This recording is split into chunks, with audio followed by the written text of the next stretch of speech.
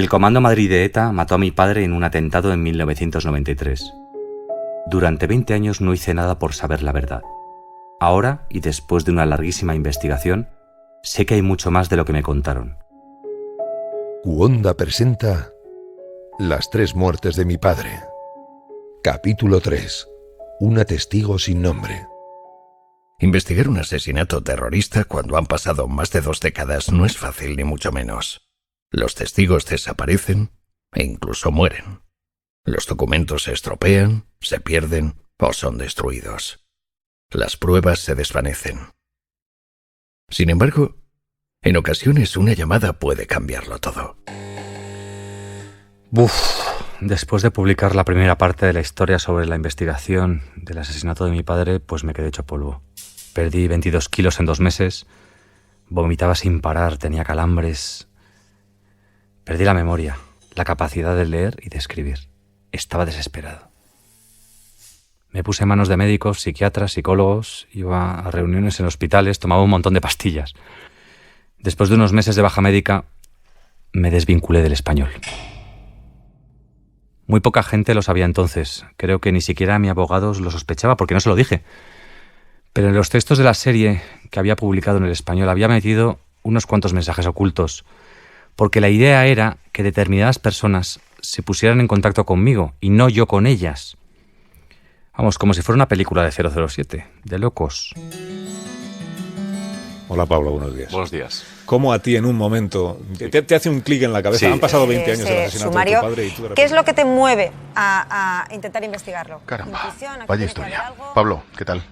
Buenas tardes. Aquel día tenías 17 años. Sí. Entonces me puse a mover la historia por varios medios. Fui a radios, a televisiones. Necesitaba que el mensaje llegase a quien tenía que llegar. Que podía ser un testigo nuevo, quizá un político, otro policía. Pero la verdad es que estaba agotado física y mentalmente, al límite de mis fuerzas. Pablo, un fuerte abrazo. Muchas gracias, compañero. Gracias. Suerte, amigo. Muchas gracias. a Gracias ti. por tenerme aquí. Gracias por venir. Algunos me preguntaron por qué publiqué la historia en ese momento, cuando no estaba cerrada del todo. Solo tenía pruebas contra García Corporales, que había sido uno de los miembros del comando que mató a mi padre. Sí, él resultó investigado, pero, claro, ¿hasta cuándo? Una de las razones que me impulsaron a publicar fue intentar proteger a quienes me estaban ayudando entre bambalinas, porque si sacaba las crónicas, cualquier intento por parte de la justicia o por parte de la policía por saber de dónde sacaba las informaciones iba a chocar contra el muro del derecho al secreto de fuentes. Pero estaba muy cansado. Y de repente sucedió el milagro. Un policía retirado me llamó en noviembre de 2016. La fecha de autos era de la Brigada Provincial de Información de Madrid.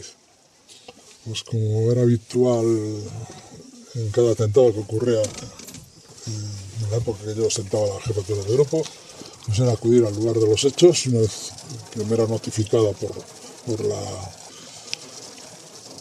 inspección de guardia de la brigada. Me personaba en el lugar de los hechos y coordinaba pues las labores de investigación propias, coordinando la actividad de TEDAS en el sentido de que ustedes procedían por su parte a la recogida de vestigios y muestras que eran propios de su cometido,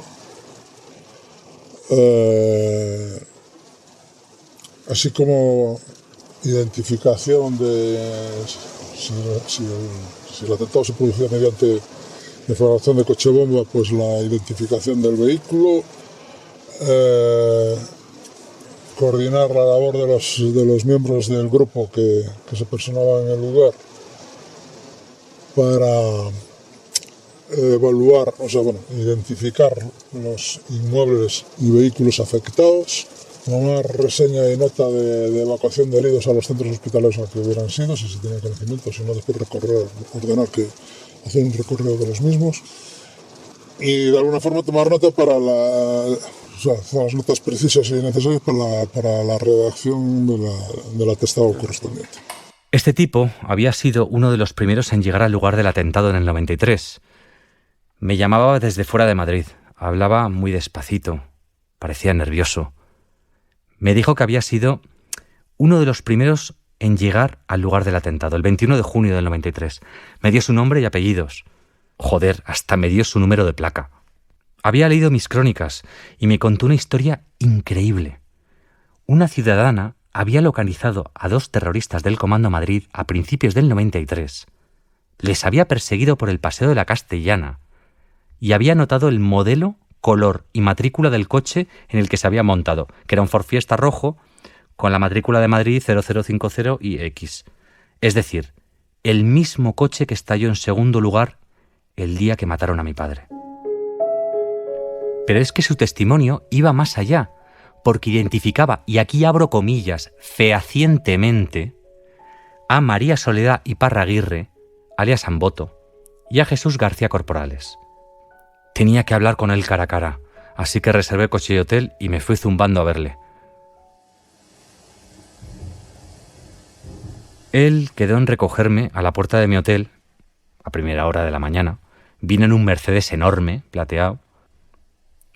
Me monté en el coche y comenzó un viaje surrealista por todo el norte de la provincia que duró toda la mañana. Durante el viaje, este policía retirado hablaba de su vida y yo escuchaba. Poco después, fuimos por una carretera muy estrecha hasta un antiguo cruceiro encima de un monte verde. Menudas vistas. Aparcó justo enfrente de la cruz, mientras empezaba a llover.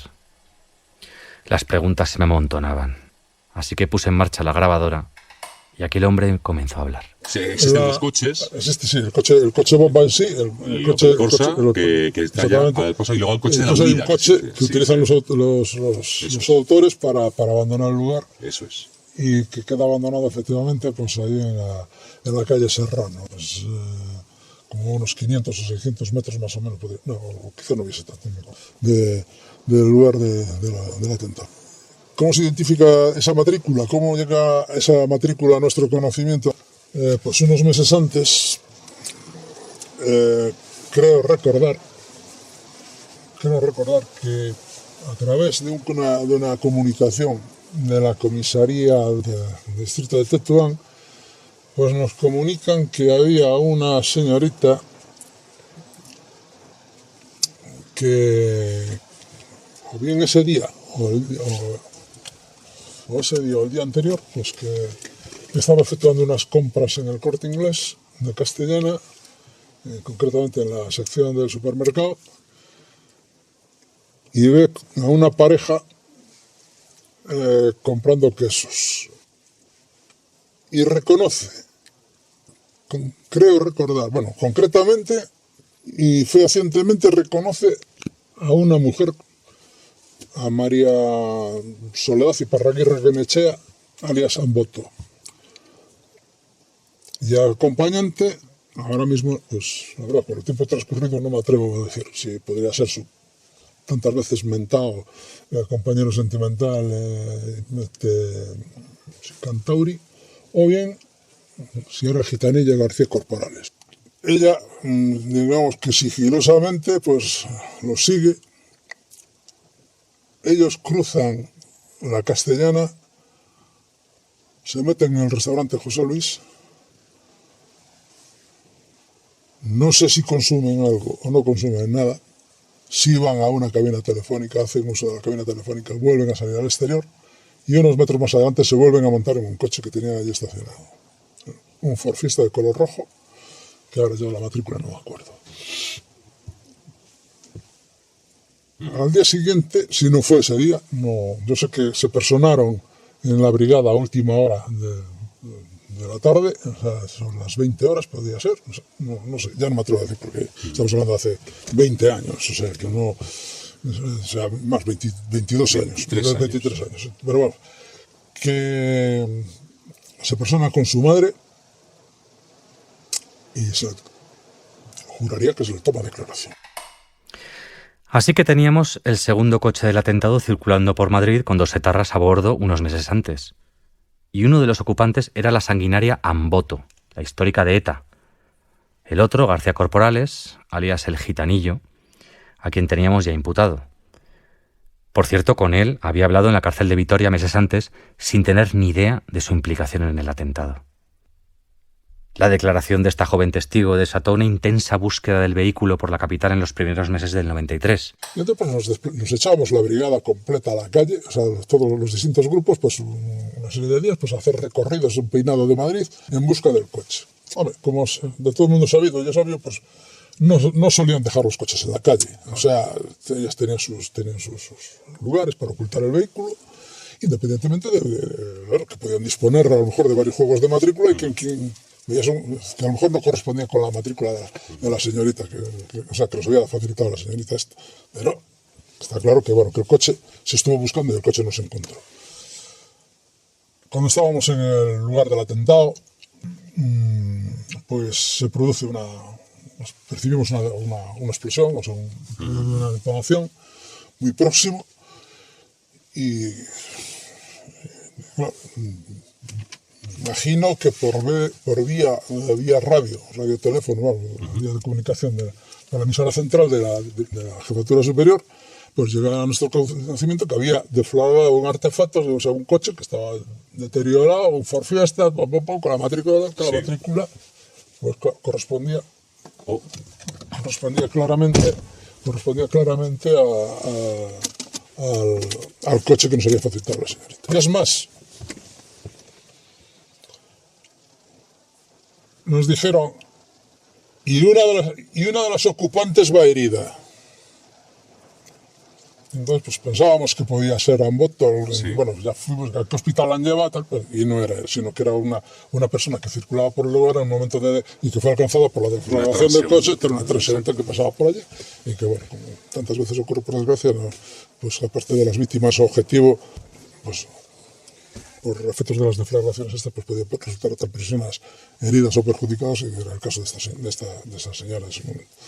Y bueno, pues ¿por qué seguimos allí pitando para y efectivamente vimos el coche. ¿Visteis la matrícula? La matrícula y dije, joder, el coche de la niña esta. ¿Quién era esa chica? El inspector no lo recordaba. Pero su nombre tenía que estar a la fuerza en algún documento de la época en la que ella declaró en comisaría. Lógico, ¿no? La verdad es que no puedo. Me puedo maliciar. No sé lo que pudo pasar con la declaración de la señorita. O bien si se remitió a la Audiencia Nacional a un juzgado que estuviese de guardia en un momento, no lo sé. Y yo seguí insistiendo mientras la lluvia golpeaba el techo del Mercedes. ¿Dónde estaba esa declaración? ¿Hay algún archivo en la brigada provincial o en la central? Cuando ocurrió un atentado, por razones de funcionalidad y operatividad de los grupos, cada grupo instruía sus propias diligencias, de las cuales original, como es óbice, se remitía a la al juzgado de guardia de la Audiencia Nacional. Creo recordar que una copia iba a la Fiscalía de la Audiencia, otra copia al Archivo Central, otra copia a la Comisaría General de Información, otra copia al archivo de la brigada y otra copia al archivo del grupo. ¿Cómo son esos papeles? ¿Qué descripción física tenían esos documentos que estaban en el archivo del que fue su grupo? Y lo más importante, ¿dónde estaban? El inspector jubilado me contó cómo él mismo había protegido en su día los legajos del archivo de su grupo que se estaban pudriendo. A título personal y particular, pues compré unos rollos de forros de plástico y hice legajos nuevos y los forré con ese forro que es como, o sea, con ese papel, o sea, con ese plástico adhesivo que es como los forros que se utilizan para los forros de los libros de los niños. De tal forma que quedaban los legajos más protegidos, más fortalecidos. Y eran de un color verde, pues un color verde pasto. En el lomo, pues iba una tira identificativa que ponía ETA y después el número del legajo. Por lo menos el número del legajo. Sobre el año 99 o quizás 2000, llegó un comisario a hacerse cargo de aquella brigada y como que era que ETA pues estaba haciendo buena, pues optó por el archivo del grupo, mandarlo al sótano del edificio donde estaba la brigada, y allí se fueron los legajos verdes, por lo menos la mayoría de ellos, tengo entendido, y bueno, y allí duermen en ese sótano. A esas alturas no me quedaba más remedio que preguntarle al inspector si sobre el terreno, frente a los restos en llamas del atentado, todo su grupo, cae en la cuenta de que el segundo coche de ese mismo atentado es el mismo que estaban buscando durante un importante lapso de tiempo. ¿Por qué no llamaron otra vez a la joven? ¿Por qué no llamaron a ese testigo que había localizado el vehículo e identificado a sus ocupantes? Hombre, la sorpresa, entre comillas, una vez que dicen, si es el coche de la niña. El coche de la niña, mira, no sé qué es cuánto vale. Volver a incidir en el tema del coche, la niña no nos iba a aportar nada más. O sea, bueno, estoy hablando de niña, era una señorita. No iba a aportar ningún dato más. Que el coche aquel que había explotado, que era el mismo coche que ya había visto. Y sin embargo, aquella niña, como la llamaba él, había realizado una identificación fehaciente de los terroristas del Comando Madrid y casi con seguridad eran los mismos autores materiales de la masacre de López de Hoyos. Casi nada. El inspector se sentía cada vez más intimidado por mi insistencia. La verdad que me has hecho una pregunta de fiscal. No, pero vamos, que ahora mismo no recuerdo. Yo hasta casi me atrevería a decir que no se le volvió a tomar declaración a la señorita toda vez que... Efectivamente, no se le volvió a tomar declaración porque de otro modo tendría que aparecer en el sumario. Y ahí no hay nada de esto.